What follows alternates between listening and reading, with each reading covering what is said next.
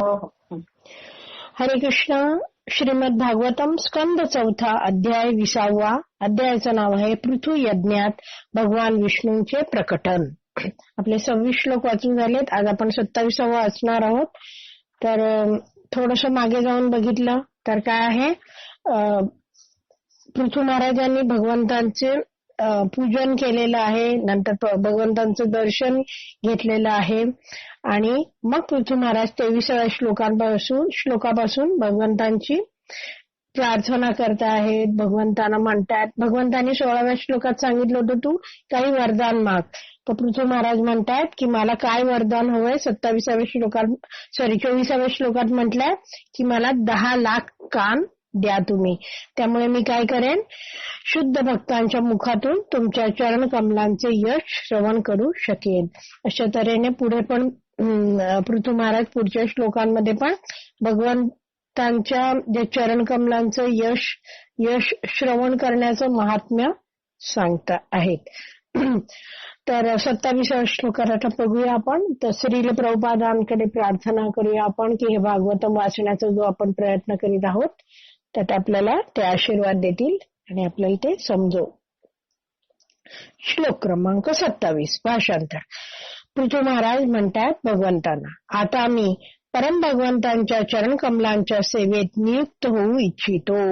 ठीक आहे. आधी तर प्रार्थना केली मला वरदान द्या की मला 10 लाख कान हवेत भगवंता तुमच्या चरण कमलांचं यशगान ऐकण्यासाठी शुद्ध भक्तांच्या संघामध्ये, हे सांगितलं. आणि मग सांगितलं आता मला काय व्हायचंय, भगवंता तुमच्या सेवेत नियुक्त व्हायची इच्छा आहे आणि हातामध्ये कमल पुष्प धारण करणाऱ्या भाग्य देवता लक्ष्मीप्रमाणेच भगवत सेवा करू इच्छितो.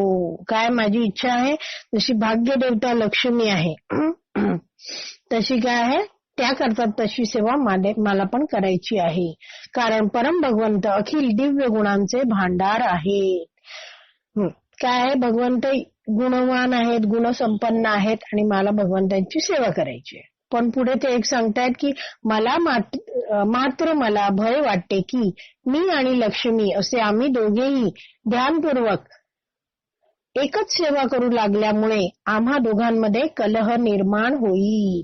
पृथु महाराज म्हणतात असा कलह निर्माण होईल असं मला भय वाटत आहे. प्रभुपाद तात्पर्यात सुरेखरित्या समजावतात. उपरोक्त श्लोकात भगवंतांना अखिल पुरुषोत्तम अर्थात अखिल सृजनाचे स्वामी. जर आपण 27वा श्लोक बघितला तर पहिली ओळ जी आहे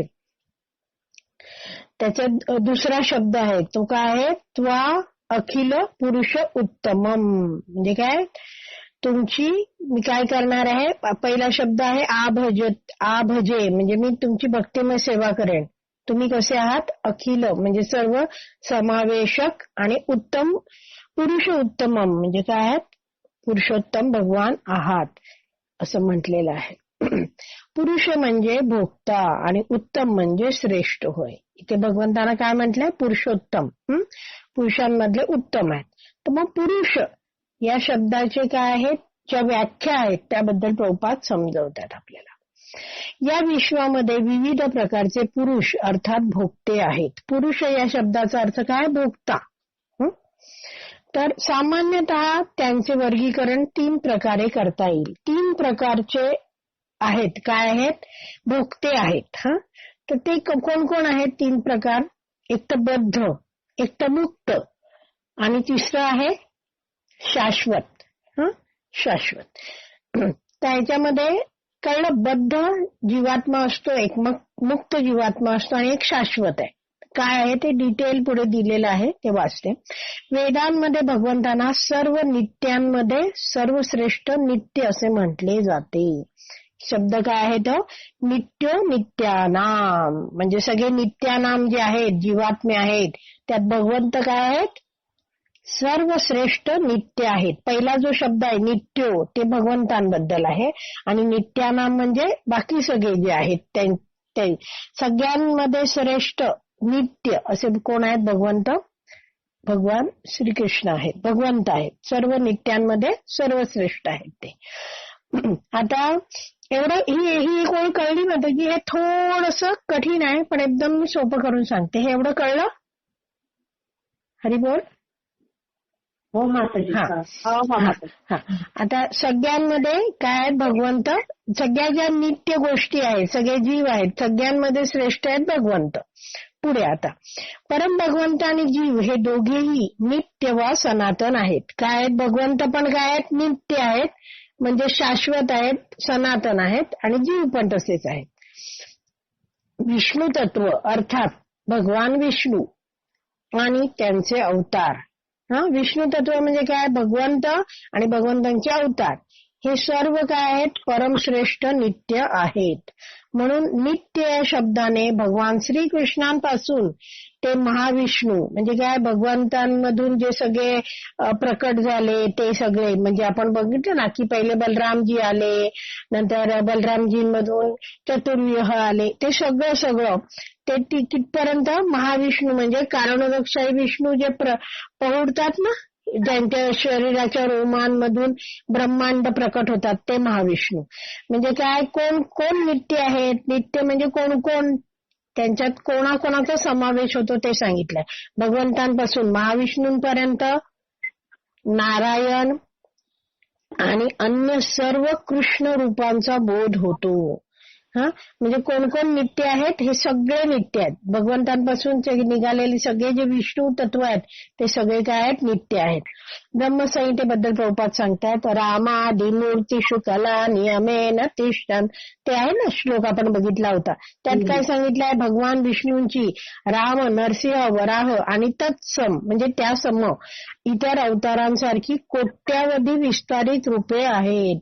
भगवंतांची किती विस्तारित रूपे आहेत? कोट्यावधी आहेत. या सगळ्या रूपांना काय म्हटलंय? ही सगळी विष्णू रूप आहेत, ती काय आहेत? नित्य आहेत. आता दुसरा शब्द होता हे जे आता आपण 3 प्रकारे जे बघितलं होतं ना पुरुषांचं वर्गीकरण, एक तर बद्ध, एक तर मुक्त आणि तिसरं होतं शाश्वत. शाश्वत म्हणजेच नित्य. त्या नित्याबद्दल चर्चा झाली. आता दुसरं आहे मुक्त. मुक्त बद्दल चर्चा. दुसरा पॅरेग्राफ. मुक्त या शब्दाने या प्राकृतिक ब्रह्मांडात कधीही न येणाऱ्या जीवमात्रांचा बोध होतो. काय लिहिलं आहे? प्राकृतिक ब्रह्मांड. हे जे प्राकृतिक ब्रह्मांड आहे त्यात येत नाहीत असे जीव मात्र. मग इथे येत नाहीत म्हणजे कुठे राहतात ते मुक्त जीवात्मे? काही सांगू शकाल का तुम्ही? इथे येतात ते बद्ध होऊन जातात, म्हणजे येतच नाहीत, ते कुठे राहतात? बरोबर, भगवंतांच्या धामात भगवंतांची सेवा करत हे मुक्त आत्मे तिथेच राहतात. ते कधीच या प्राकृतिक ब्रह्मांडात येत नाही. आपल्याला आता पहिले ते नित्य कळले जे सगळे विष्णू तत्व आहेत, मग मुक्त कळले जे इथे येतच नाहीत, ते भगवंतांच्या धामात सेवा करत राहतात. आणि तिसरे कोण आहेत? बद्ध. बद्ध म्हणजे या भौतिक जगात प्रायः शाश्वत काळासाठी निवास करणारे जीव होय. म्हणजे काय? बद्ध जीव इथे येतात आणि काय आहेत? जन्म, मृत्यू, जरा व्याधीच्या चक्रामध्ये अडकून पडतात ते. ठीक आहे. बद्ध जीव हे भौतिक प्रकृतीच्या विविध क्लेशांतून मुक्त होऊन जीवनाचा आनंद उपभोगण्याच्या उद्देशाने या ऐहिक जगात अतिशय कठोर संघर्ष करीत असतात. काय आहे ते बद्ध जीव काय करत असतात? हे जे भौतिक जगात येतात, मग तिथे काय आहे? प्रकृतीचे जे विविध क्लेश मिळतात त्यांना. काय आहेत? वेगवेगळे क्लेश, त्रास आहेत, 3 ताप आहेत. त्याच्यातनं काय तो मुक्त होण्याचा तो प्रयत्न करत राहतो. आणि काय त्याचं बद्ध जीवाची इच्छा असते? मला आनंद उपभोगायचा, हा उद्देश असतो. त्यामुळे तो या ऐहिक जगात म्हणजे या भौतिक जगात काय करतो? अतिशय कठोर संघर्ष करीत असतात. आपण बघितलंय सगळीकडे लोक काय आनंद उपभोगण्यासाठी प्रचंड कठोर संघर्ष करीत आहेत. तर मुक्त जीव कसे आहेत? अगोदरच मुक्त असतात. आणि ते कधीच या ऐहिक जगात येत नाहीत. भगवान विष्णू या प्राकृतिक जगताचे स्वामी आहेत आणि म्हणून भौतिक प्रकृतीकडून ते नियंत्रित होण्याचा प्रश्नच उद्भवत नाही. म्हणजे बघा, ही भौतिक प्रकृती आहे, त्यात बद्ध जीवात्मे आहेत, ते संघर्ष करत राहतात. या भौतिक प्रकृतीत नित्य आत्मे येतच नाहीत, ते तर काय भगवद्धामातच राहतात, बरोबर. आणि तिसरे हे जे पुरुष म्हणजे भोक्ता सांगितले होते, त्यातले शाश्वत ते कोण आहेत? भगवंत विष्णू. ते काय आहेत? या प्राकृतिक जगताचे स्वामी आहेत. त्यामुळे ते काही या प्रकृतीमुळे ते नियंत्रित होऊ शकतात का? भौतिक प्रकृतीकडून नाही, ते नियंत्रण होण्याचा प्रश्नच उद्भवत नाही. परिणामी भगवान विष्णूंना येथे पुरुषोत्तम म्हणजेच विष्णू तत्व आणि जीवतत्व या दोन्ही श्रेणींच्या मध्ये सर्वोत्तम असे संबोधण्यात आले आहे. म्हणून काय दिलंय इथे? पहिल्या ओळीत 27च्या दुसरी ओळ आहे अखिल पुरुषोत्तम. म्हणजे भगवंत कसे आहेत? सर्वश्रेष्ठ आहेत. आता प्रभुपाद हे सांगताना आहे ना, असं आहे की भगवंत कसे आहेत? सर्वश्रेष्ठ आहेत. तर मग मायावादी काय म्हणतात? मायावादी म्हणतात एक दिवस काय होईल? जीव हा भगवंत होऊन जाईल असं म्हणतात ते. म्हणजे जीव भगवान होऊन जाईल. तर त्यामुळे तो संदर्भ इथे आता प्रभुपाद पुढे सांगतायत आपल्याला. काय आहे? जीव आणि विष्णू तत्व यात तुलना केली तर काय? विष्णू तत्व सर्वश्रेष्ठ आहे. म्हणून भगवान विष्णूंची जीवतत्वाशी तुलना करणे अथवा त्या दोघांनाही समस्तर मानणे हा एक मोठा अपराध आहे. काय आहे? त्यांची एक तर तुलना करायची, हे चुकीचं आहे. आणि दुसरं काय? जीवाला भगवंता समान मानणं, हे काय आहे? एकरूप समजणं, हे कसं आहे? समस्तर मानणं, हे कसं आहे? अपराध आहे. मायावादी दार्शनिक हे जीवांना आणि भगवंतांना समस्तरावर आणून एकरूपच समजतात. ते काय म्हणतात? की आपण भगवान होऊ शकतो. पण भगवान विष्णूंच्या चरणकमलांशी तो एक अतिशय गंभीर स्वरूपाचा अपराध आहे. असं म्हणणं की काय जीव हा भगवंतांच्या समस्तर एका स्तरावर राहू शकतो, हे एकरूप समजणं, हे काय आहे? अतिशय गंभीर अपराध आहे. इथपर्यंत कळलं माताजी? हो.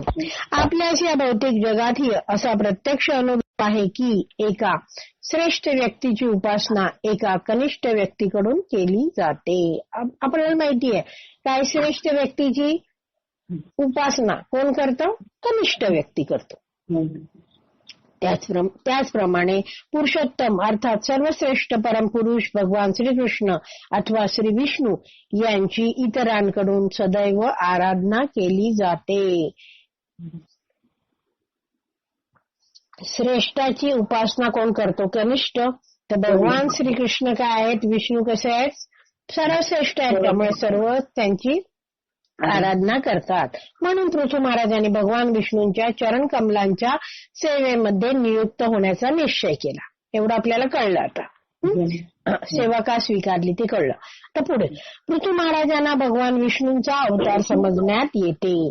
पण ते काय आहेत? शक्तावेश अवतार आहेत. म्हणजे ते काय आहेत? एक जीव आहेत आणि त्यांना कार्य करण्यासाठी भगवंतांनी खास शक्ती दिली आहे.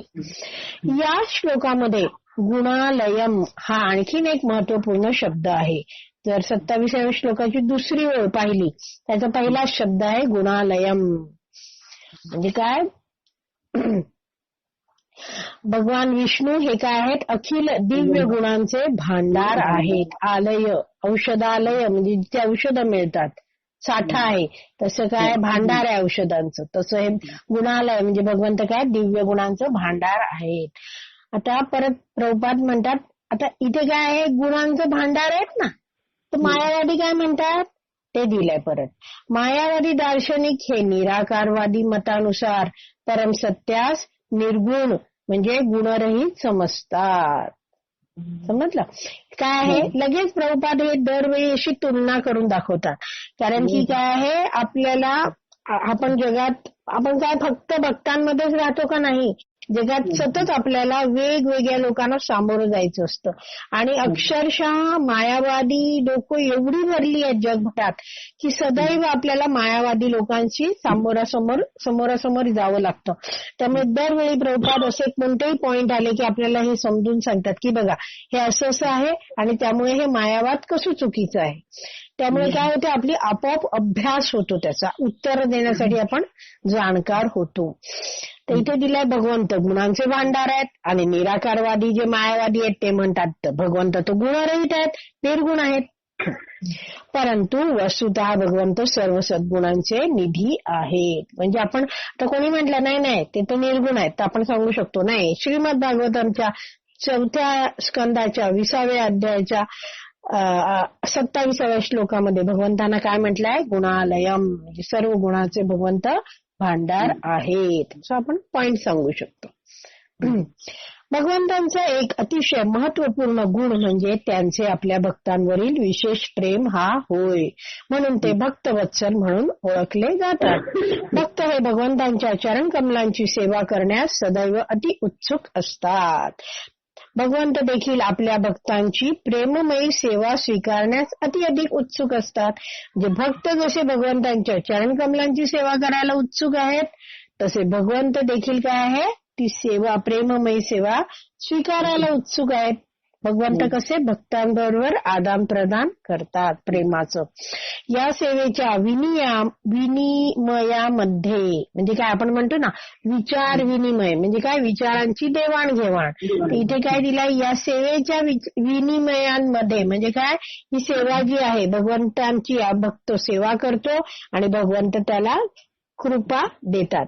तर ही जी आहे ना सेवा प्रेममयी ते काय आहे ह्याचं जे विनिमय आहे त्याचे अनंत प्रकारे संबंधांचे दिव्य आदान प्रदान होते. म्हणजे काय हे भगवान हे जे आहे अनेक संबंध आहेत ना आपण म्हणतो की वेगवेगळ्या प्रकारे भगवंतांची सेवा केली जाते ते येईल पुढे. तर असं काय होतं दिव्य आदान प्रदान होत राहतं. अशा आदान प्रदानास आध्यात्मिक गुणात्मक कार्य असे म्हणतात. हे सगळे जे भगवंतांची सेवा करणं आहेत विविध प्रकारे त्याला काय म्हणतं आध्यात्मिक गुणात्मक कार्य.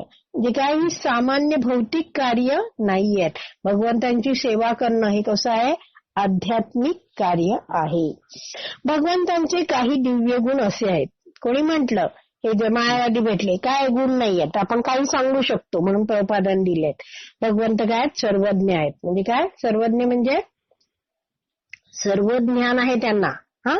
सगळ्यांचं ज्ञान आहे. आपल्याला कसं फक्त आपल्याबद्दल माहिती असेल पण भगवंतांना प्रत्येक जीवात्म्याबद्दल ज्ञान आहे. का कसं कशामुळे प्रत्येकाच्या हृदयात भगवंत काय आहेत परमात्मा रूपात आहेत. त्यामुळे भगवंत आपले प्रत्येक इच्छा जाणू शकतात. सर्वगामी काय भगवंत सर्व कुठेही जाऊ शकतात. नंतर सर्वव्यापी भगवंतांनी काय आपल्या शक्तीने सर्व ब्रह्मांड व्यापून घेतलेलं आहे. सर्व समर्थ भगवंत सर्व शक्तिशाली आहेत. सर्व कारणांचे कारण आहेत. परम सत्य आहेत. सर्व आनंदाचे भांडार आहेत. अखिल ज्ञानाचे भांडार आहेत. भगवंताला सगळं ज्ञान आहे आणि सर्व मंगलमय आहेत भगवंत.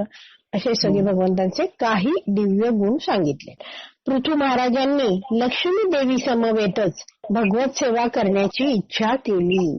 काय पृथू महाराज म्हटले मी लक्ष्मी देवी समवेत सेवा करेन भगवंतांची. परंतु त्यांच्या इच्छेचा अर्थ ते माधुर्य रसाच्या स्तरावर स्थित होते असा मुळीच नाही.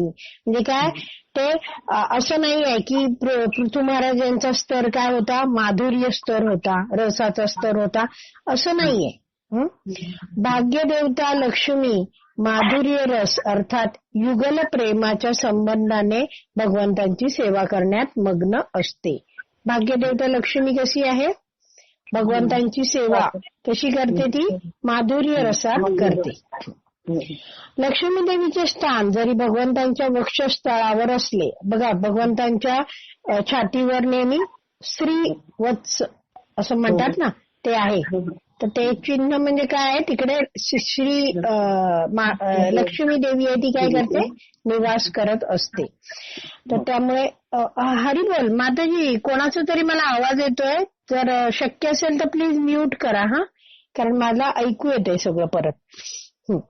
तर लक्ष्मी देवीचे स्थान जरी भगवंतांच्या वक्षस्थळावर असले तरी भक्त या आपल्या अवस्थेमध्ये, तरी ती म्हणजे कोण, लक्ष्मी देवी, भक्त या आपल्या अवस्थेमध्ये भगवत चरणाची सेवा करण्यामध्ये आनंद घेते. म्हणजे काय, भगवंतांनी तिला स्थान दिलाय स्वतःच्या वक्षस्थळावर, पण लक्ष्मी देवी स्वतःला काय म्हणते, मी भक्त आहे, आणि त्या अवस्थेमध्ये ती भगवंतांच्या चरणाची सेवा करण्यात आनंद घेते.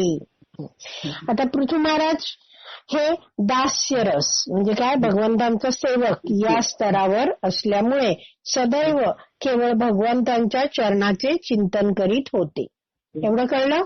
लक्ष्मी देवी काय आहे, ती पण भगवंतांची सेवा करते भक्त या अवस्थेमध्ये, आणि पृथ्वी महाराजांनी दास्यरस मध्ये सेवा करण्याची इच्छा आहे त्यांची भगवंतांच्या चरणाची.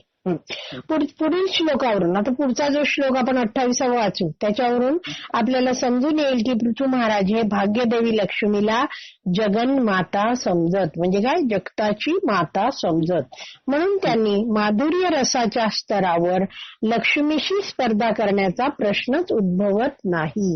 म्हणजे काय, ते काही आपल्या मातेशी स्पर्धा करणार नाहीत.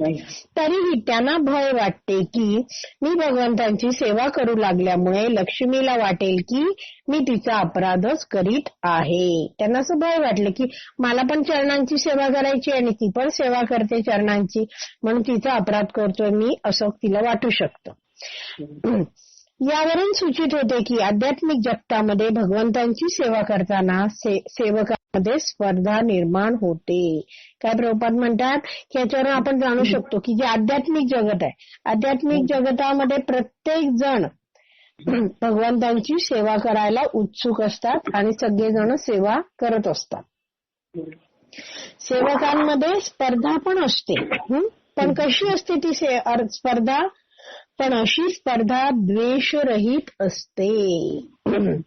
वैकुंठामध्ये जर एखाद्या भक्ताने भगवत सेवेमध्ये नैपुण्य मिळवलं, म्हणजे काय, एखाद्याने अतिशय सुरेख सेवा केली, तर इतर भक्त त्याच्या उत्कृष्ट सेवेचा तिरस्कार न करता त्या सेवेचा स्तर गाठण्याची अपेक्षा करतात.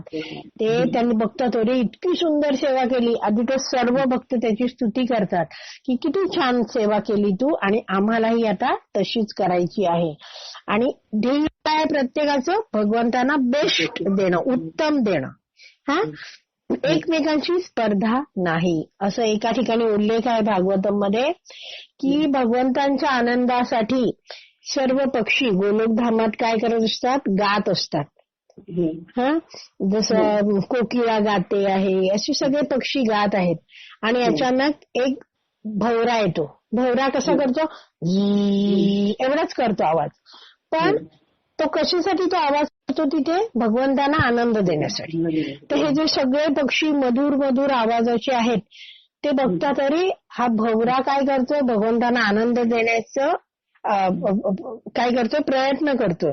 त्यामुळे सगळे पक्षी शांत होतात आणि भगवंतांना कोणाचा फक्त आवाज येतो, भवऱ्याचा येतो. म्हणजे जे सगळेजण भगवंतांची सेवा करू इच्छितात, पण त्यांच्यामध्ये स्पर्धा नाही. म्हणजे काय आहे, द्वेषरहित स्पर्धा आहे. असं नाही की ह्याचे पाय खेचू मी, असं नाही. प्रत्येकाला वाटत असतं की उत्तमात उत्तम आपण भगवंतांना देऊया सगळे मिळून. आता काही शंका आहे, नाही तर 28व्या श्लोकाला जाऊया आपण. श्लोक क्रमांक 28, भाषांतर. हे जगदीश, पृथ्वी महाराज भगवंतांना म्हणतात, भाग्यदेवता लक्ष्मी ही अखिल विश्वाची माता आहे. जर श्लोक बघितला 28वा, तर पहिला शब्द आहे जगत जनन्याम. जननी म्हणजे काय, आई. जगत म्हणजे जगताची, विश्वाची माता लक्ष्मी. आणि तरीही मला वाटते की कदाचित ती माझ्यावर क्रोधित होईल, कारण मी तिच्या सेवेवर अतिक्रमण केलेले आहे. काय पृथ्वी महाराज म्हणतात की मी सेवा करेन, पण भाग्यदेवता लक्ष्मी जी जगताची माता आहे ती कदाचित माझ्यावर क्रोध करेल, कारण तिची सेवेवर मी अतिक्रमण केलंय, कारण मी सेवा करणार. ती ज्या स्तरावर अत्याधिक आसक्त आहे त्या स्तरावर मी कार्य करण्याचा प्रयत्न करीत आहे. म्हणजे काय, ती चरणांची सेवा करते तर मी पण चरणांची सेवा करू इच्छितो आहे. असे असूनही मला आशा वाटते की आमच्यामध्ये काही चुकीचे समज उद्भवले तरी तुम्ही माझी बाजू घ्याल.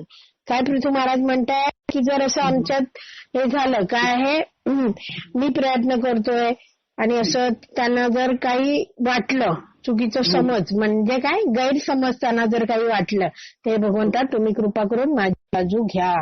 का, कारण तुम्ही दीनांवर अतिशय दया करता. 28वा श्लोक बघितला तर तिसरी ओळ आहे, त्याचा शेवटचा शब्द काय आहे, भगवंत तुम्ही काय आहात, दीनवत्सल आहात, दीनांवर दया करणारे आहात. त्यामुळे मला खात्री आहे, काय आशा काय आहे की तुम्ही माझी बाजू घ्याल. आणि कारण तुम्ही दीनांवर अतिशय दया करता आणि तुमची केलेली तुच्छ सेवा ही तुम्ही मोठी मानता. भगवंतांची सेवा अगदी छोटीशी केली तरी काय भगवंत स्वीकारतात, मोठी म्हणूनच स्वीकारतात. म्हणून ती म्हणजे कोण, लक्ष्मी देवी, जगन्माता लक्ष्मी ही क्रोधित झाली तरीही तुमची काहीच हानी होणार नाही असं मला वाटतं. ती क्रोधित झाली तरी काय तुमचं काय जाणार नाही, हानी होणार नाही असं मला वाटतं. का, कारण तुम्ही इतके स्वावलंबी आहात की तिच्या वाचून तुमचे कार्य चालूच राहील. म्हणजे काय आहे, भगवंत कसे आहेत, स्वराट आहेत. भगवंतांना काही करायला कोणाचीच गरज लागत नाही, ते स्वतः सगळं कार्य करू शकता. म्हणून पृथ्वी महाराज म्हणतात की तुम्ही स्वावलंबी आहात, त्यामुळे ती जर नसली तरी तुमचं कार्य चालू राहील. तात्पर्य प्रभुपाद समजवतात, माता लक्ष्मी भाग्यदेवता ही सतत भगवान नारायणांचे पाद संवाहन करण्यासाठी प्रख्यात आहे. ती काय असते, भगवंतांच्या चरण कमलांची सेवा करायला प्रसिद्ध आहे, करण्यासाठी प्रसिद्ध आहे. ती एक आदर्श भार्या आहे, कारण ती भगवान नारायणांना आवश्यक असणाऱ्या अगदी सूक्ष्म गोष्टींचीही काळजी घेते. तर लक्ष्मी म्हणजे कोण, भगवान श्रीकृष्ण सर्वात प्रथम होते. सगळ्यांच्या आधी कोण आहेत, भगवंत अनादी आहेत, भगवंतांच्या आधी कोणी नाही. आणि आधी भगवंत काय, सर्वात आधी भगवंतच आहेत. भगवान श्रीकृष्णांनी पहिले काय केलं, स्वतः मधून राधाराणी म्हणजे काय, एक स्त्री तत्व बाहेर काढलं, राधाराणी, आनंदाचं आदान प्रदान करण्यासाठी. आणि ही राधाराणी कशी आहे, भगवंतांची आराधना करणारी आहे, पूजन अर्चन. तिची प्रत्येक ऍक्शन, तिची प्रत्येक कृती कशी आहे, भगवंतांना आनंद देण्यासाठी आहे तिची कृती. तर याच राधाराणी मधून नंतर काय आहेत, या लक्षावधी लक्ष्मी प्रकट होतात. तर त्यामुळे काय, लक्ष्मी राधाराणी जशी भगवंतांच्या सेवेत आहे तशी लक्ष्मी या सगळ्या विष्णूंच्या, म्हणजे तिचे काय आहेत, पतिदेव आहेत. कोण, विष्णू, त्यांची ही भाग्य देवता लक्ष्मी काय करते, सेवा करते. आणि ती फक्त चरण कमलांची सेवा करत नाही, तर ती सर्व गृह कर्तव्यांची पूर्ण काळजी घेते. ती काय करते, नारायणांना आता जसं आहे की प्रत्येक विष्णूचं काय आहे, एक एक वैकुंठ आहे राहण्याचं ठिकाण वैकुंठात. ती काय करते, लक्ष्मी देवी भगवंतांसाठी भोग बनवते, म्हणजेच काय, रुचकर अन्न पदार्थ शिजवते. ते अन्न ग्रहण करीत असताना भगवंत जेव्हा ते जे अन्न जे बनवलंय लक्ष्मीने ते ग्रहण करताना, खाताना लक्ष्मी देवी त्यांना काय करते, वारा घालते. आणि भगवंतांना आनंद देण्यासाठी त्यांच्या चेहऱ्याला काय लावते, मुखास चंदन लावते. आणि त्यांची शय्या तथा आसन व्यवस्थित ठेवते. भगवंतांची सर्व प्रकारे ती सेवा करते. अशा रीतीने ती अखंडपणे भगवंतांची सेवा करण्यात रमलेली असते. आणि इतर कोणालाही त्यांच्या दैनंदिन कार्यांमध्ये सहभागी होण्याची क्वचितच संधी उपलब्ध असते. काय, सर्व सेवा तिने स्वतःला घेतलेल्या आहेत. जसं बघा, आपण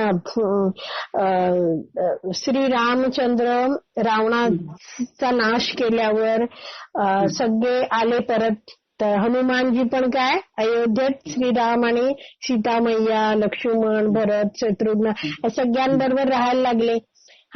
सगळ्यांनी मग विचार केला काय की अरे श्रीरामांची इतके वर्ष आपण सेवा केली नाही, आपण आता सेवा करायची. त्यामुळे सगळ्यांनी सेवा वाटून घेतल्या. आणि अगदी त्याचं अगदी कागदावर लिहून काढलं, पत्रक काढतात ना तसं की ही सेवा याची, ही सेवा याची. हनुमानजींनी बघितलं अरे मला तर एकही सेवा दिली नाही तुम्ही. तर म्हणे हा सगळ्या सेवा संपल्या. हनुमानजी काय आहेत सदैव भगवंतांची सेवा करायला उत्सुक आहेत. त्यांनी खूप विचार केला आणि मग ते काय भगवंतांच्या समोर येऊन बसून राहिले. तर प्रत्येक जण आपापली सेवा करत होते, जात होते. हनुमानजी तर बसलेले आहेत. तर मग विचारलं सगळ्यांनी की तुम्ही काय इथे बसून राहिलेत भगवंतांसमोर. तर म्हणे मी पण एक सेवा घेतली आहे. तर म्हणे कोणती. भगवंतांनी जर जांभई घेतली, म्हणजे भगवंतांनी जांभई दिली तर चुटकी कोण वाजवणार. त्यामुळे ती सेवा कोण करणार आहे, मी करणार. तर आणि जांभई तर माणसाला कधी येऊ शकते ना, त्यामुळे श्रीरामांना जांभई कधी येईल. त्यामुळे मी त्यांच्या बरोबर सदैव असलो पाहिजे म्हणून मी त्यांच्या समोर बसून राहतो. म्हणजे सेवा करण्याची उत्सुकता किती आहे हनुमानांमध्ये बघा, श्रीरामचंद्रांची सेवा करण्याची. तशीच ही लक्ष्मी देवी काय आहे सदैव भगवंतांच्या सेवेमध्ये आहे. आणि त्यामुळे काय क्वचितच कोणाला तिची जी कार्य आहेत ते करण्यामध्ये संधी मिळते, क्वचितच उपलब्ध असते संधी. म्हणून पृथू महाराजांना निश्चितपणे माहित होते की लक्ष्मी देवींच्या सेवेमध्ये मी केलेल्या हस्तक्षेपामुळे ती खचितच विचलित होईल. ठीक आहे, लक्ष्मी देवीला कदाचित आवडणार नाही आणि ती माझ्यावर क्रोधित होईल. तथापि अखिल विश्वाची माता असलेल्या लक्ष्मीने पृथू महाराजांसारख्या यत्किंचित भक्तावर क्रोधित का व्हावे. प्रभुपाद म्हणतात की त्यांना असं वाटतंय क्रोधित होईल, पण तिथे जगन्माता आहे, ती कशाला एका छोट्याशा भक्तावर क्रोधित होईल.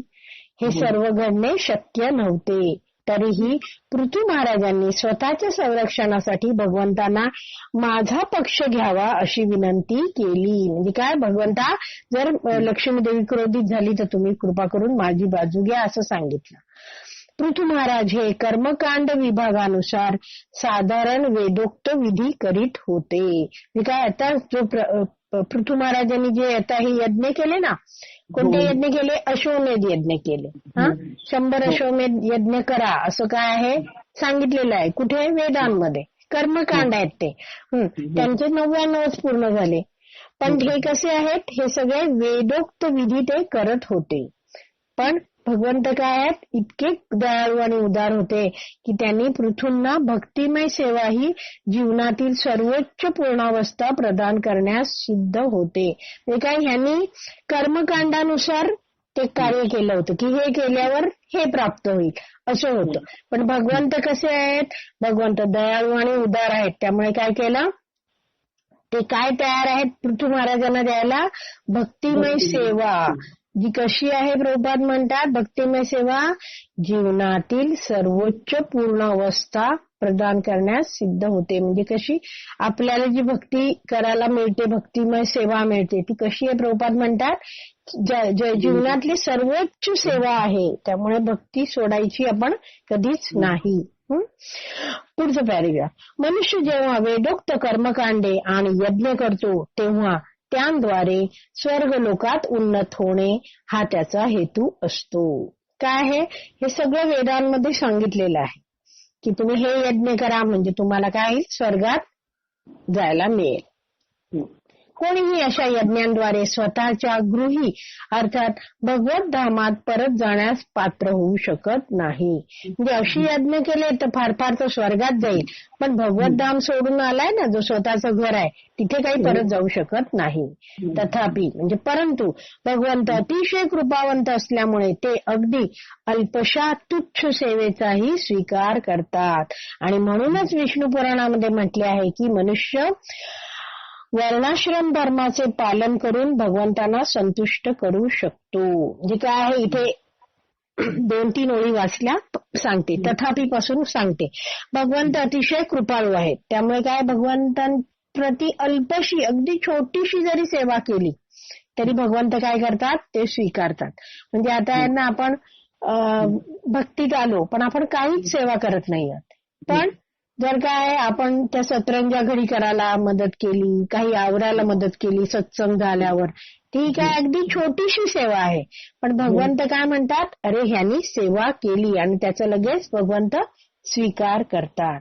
आणि म्हणूनच विष्णू पुराणामध्ये एक सांगितलं आहे की मनुष्याने वर्णाश्रम धर्माचं पालन करून भगवंतांना तो संतुष्ट करू शकतो. म्हणजे काय, इतके भगवंत कृपाळू आहेत की फक्त काय वर्णाश्रम धर्म म्हणजे ज्या काय वर्णाचा आहे माणूस, जी काय वर्ण, त्याच्या गुण कर्मानुसार जी त्याची काही कार्य आहेत, रोजची कर्तव्य आहेत, ती तो करतो.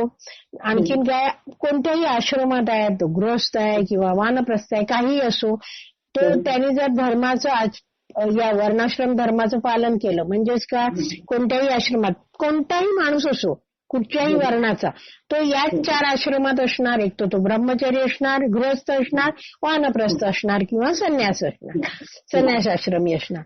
तर तो काय करणार, ह्याचा अर्थ काय, संन्यास आश्रम किंवा गृहस्थ आश्रम ह्यात काय, असं ठिकाण ज्याचा आश्रम म्हणजे काय, आश्रय घेऊन मनुष्य काय करतो, भगवंतांची भक्ती करतो.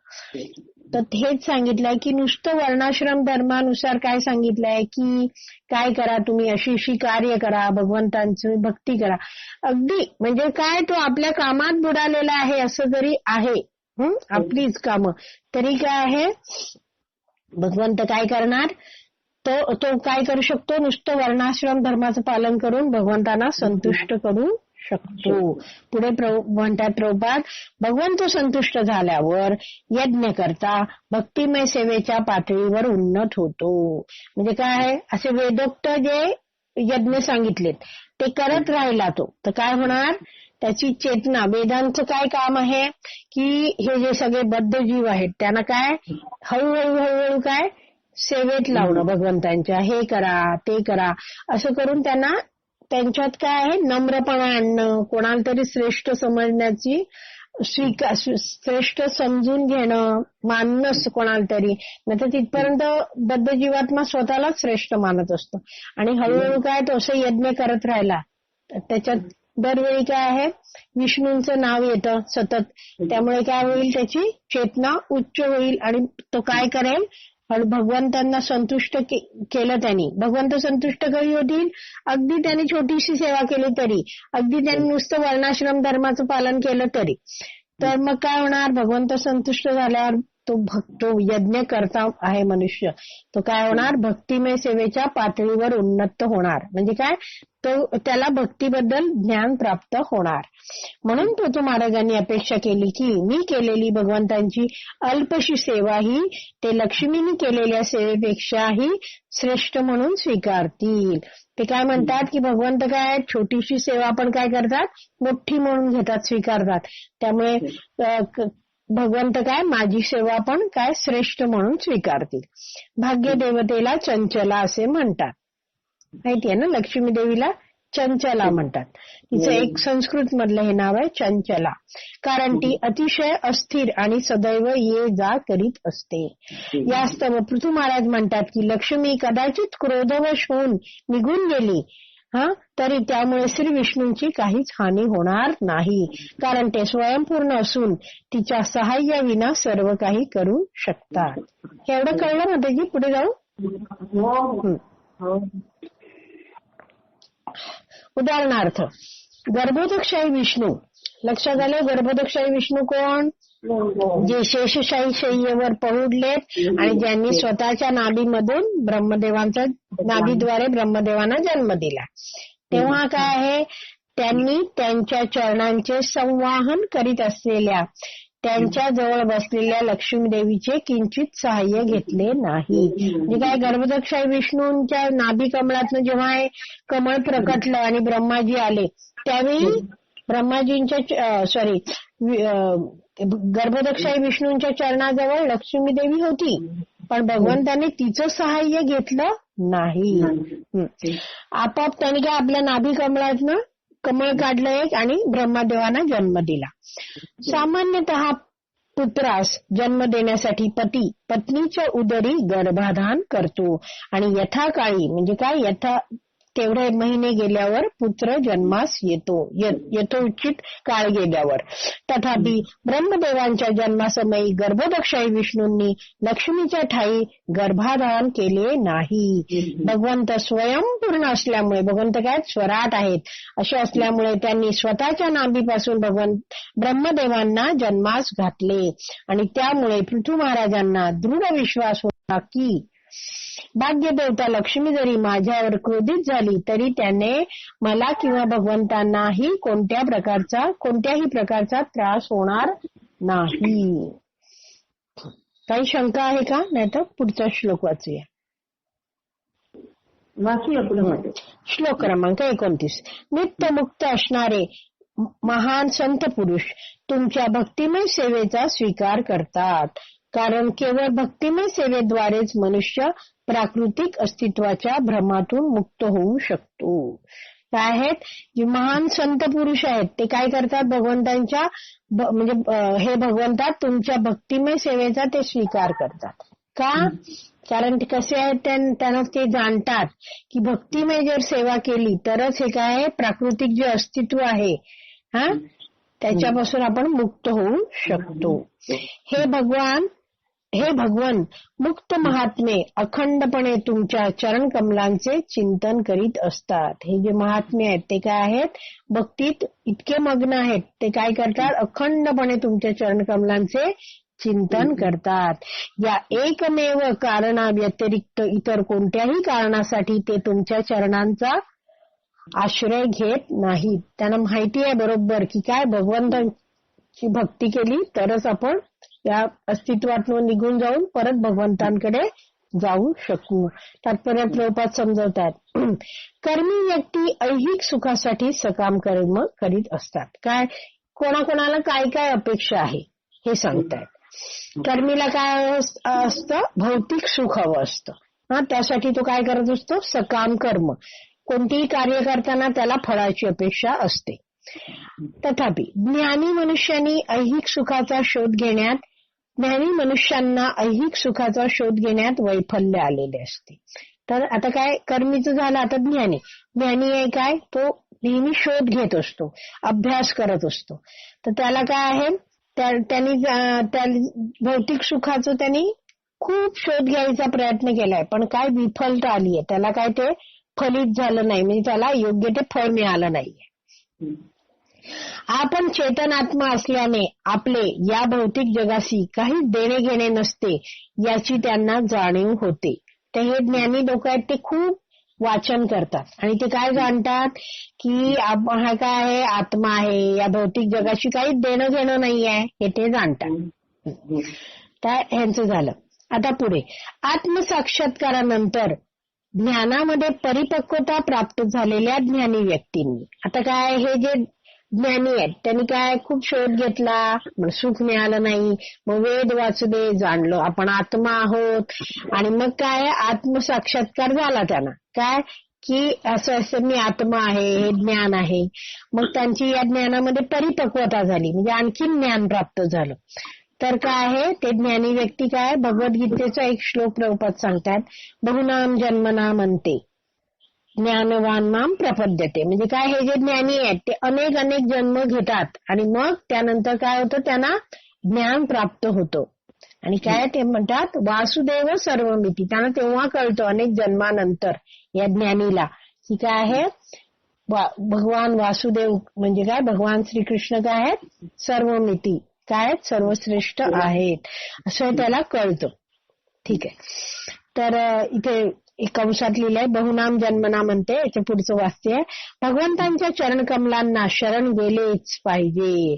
तो जाणतो काय भगवंत सर्वश्रेष्ठ आहे आणि मग तो काय करतो? भगवंतांना शरण जातो. मनुष्य जोपर्यंत भक्तीच्या स्तरावर येत नाही तोपर्यंत त्याला परिपूर्ण आत्मसाक्षात्कार होऊ शकत नाही. म्हणजे काय ज्ञान आहे त्याला पण त्यांनी भक्ती करायला जिथपर्यंत सुरू केलं नाही तिथपर्यंत काय त्याला साक्षात्कार पूर्णपणे होणार नाही. म्हणून भागवतात म्हटले आहे की आत्माराम अर्थात आत्मतृप्त पुरुष हे प्राकृतिक गुणांच्या सर्व प्रदूषणातून मुक्त असतात. हे काय आहे, हे जे आत्मतृप्त पुरुष आहेत ते काय आहेत, हे जे 3 गुणांचे जे हे आहेत प्रदूषण आहेत त्यातनं ते मुक्त झाली आहेत. तर पुढे सगळं दिलंय प्रभुपादांनी. प्राकृतिक गुणांनी आणि विशेषतः रज आणि तम या गुणांनी प्रभावित होणारा मनुष्य निश्चितपणे अतिशय लोभी आणि कामुक असतो. तो काय करतो, दिवस रात्र काबाड कष्ट करीत असतो. असा मिथ्य अहंकारच त्याला अनंत काळासाठी एका योनीतून दुसऱ्या योनीमध्ये स्थलांतर करण्यास भाग पाडतो आणि कोणत्याही योनीत त्याला विश्रांती मिळत नाही. म्हणजे काय, इतकी त्याची भोगी वृत्ती असते या गुणांमध्ये राहिल्यामुळे की तो सतत परिश्रम करत राहतो की आणखीन मला काही प्राप्त करायचं आहे.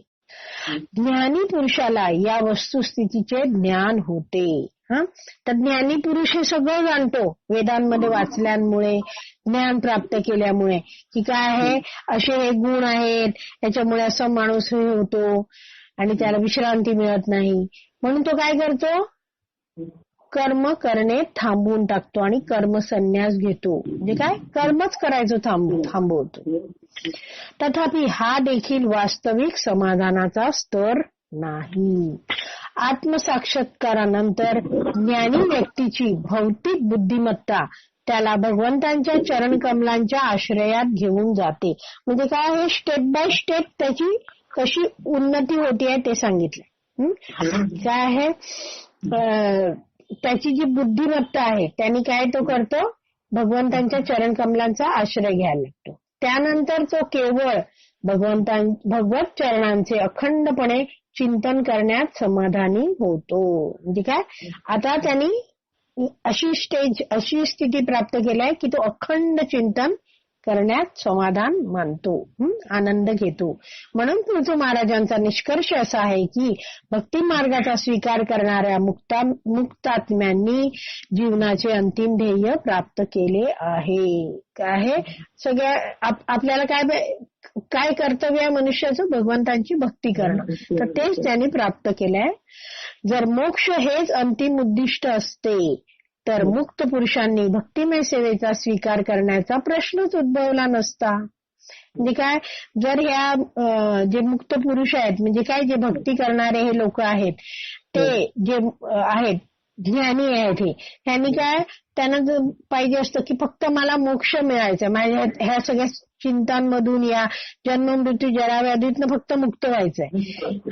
म्हणजे ध्येय काय आहे, फक्त मुक्ती, तर त्यांनी भक्ती केलीच नसती. दुसऱ्या शब्दात, आत्मसाक्षात्कारापासून मिळणारा आत्मानंद नामक दिव्य आनंद हा भगवत चरणाची भक्तिमय सेवा केल्याने मिळणाऱ्या अलौकिक आनंदाच्या उपस्थितीत अगदीच तुच्छ असतो. जे काय आहे, तोडून सांगते हे. शेवटचा आधी बघूया. भगवत चरणाची भक्तिमय सेवा करण्याचा जो आनंद असतो तो कसा असतो, अलौकिक. लौकिक म्हणजे भौतिक, अलौकिक म्हणजे काय, आध्यात्मिक, दिव्य. जो भगवंतांच्या चरण कमलांची भक्तिमय सेवा आहे, ह्याचा आनंद दिव्य आहे. कशाशी तुलना केली त्याची, आत्मसाक्षात्कार म्हणजे मी कोण आहे, भगवंत कोण आहेत, माझा त्यांचा संबंध काय आहे हे जाणून, मी हे शरीर नाहीये एवढं जाणण्याचा जो आनंद आहे त्याच्यापेक्षा हा काय आहे, अतिशय श्रेष्ठ आहे. कळलं, भक्तीचा आनंद. पुन्हा एकदा हे वाक्य वाचू का. दुसऱ्या शब्दात, आत्मसाक्षात्कारापासून मिळणारा आत्मानंद नामक दिव्य आनंद हा भगवत चरणाची भक्तिमय सेवा केल्याने मिळणाऱ्या अलौकिक आनंदाच्या उपस्थितीत अगदीच तुच्छ असतो. म्हणजे भगवत चरणाची भक्तिमय सेवा करणं हा सर्वश्रेष्ठ आनंद आहे.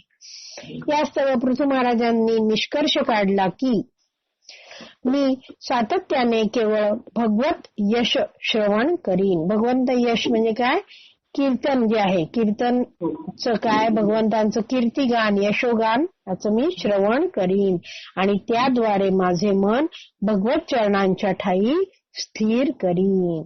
हे जीवनाचे सर्वोच्च पूर्णत्व आहे.